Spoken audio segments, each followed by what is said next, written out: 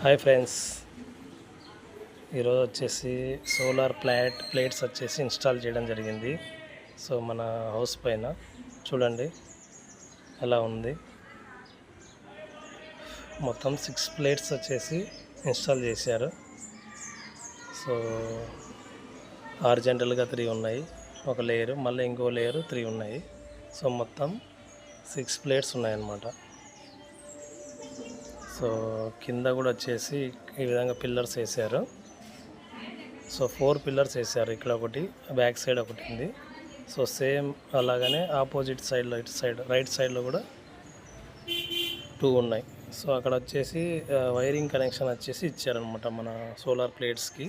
సూర్యరశ్మి ద్వారా ఎలా పవర్ జనరేట్ అవుతుందో ఆ జనరేట్ అయిన పవర్ వచ్చేసి మనకు మీటర్లో స్టోర్ చేసేదానికి ఇచ్చారనమాట.